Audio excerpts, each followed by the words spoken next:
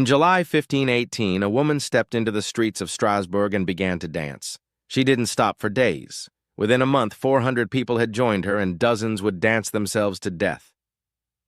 This is the dancing plague, and it remains one of history's strangest unsolved mysteries. It started with a woman named Frau Troffea. One summer morning, she walked into a narrow street and simply started dancing. There was no music, no celebration, just movement. Her husband begged her to stop, but she couldn't. She danced through the burning afternoon sun. She danced through the night. She danced until her feet bled and her body trembled with exhaustion. But she kept going. Within a week, 34 others had joined her. By August, the number had swelled to 400 men, women, and children, all dancing uncontrollably through the streets of Strasbourg. City officials were baffled. Their solution seems insane to us now. They believed the dancers needed to get the dancing out of their systems, so they built a wooden stage, hired musicians, and encouraged them to dance even more.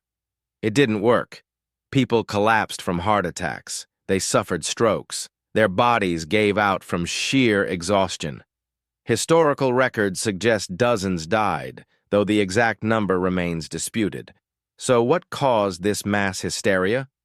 Modern historians have several theories. Some believe it was ergot poisoning, a fungus that grows on grain and produces chemicals similar to LSD.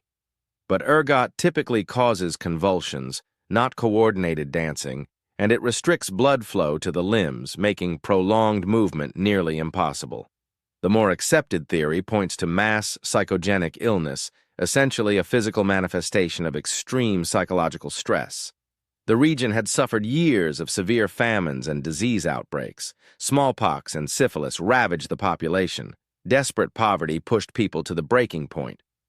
There was also a local belief in a curse by Saint Vitus, who could supposedly punish sinners by making them dance. In a population already primed by fear, superstition, and starvation, this belief may have triggered genuine involuntary movement. When one person succumbed, others followed, their minds convincing their bodies they had no choice.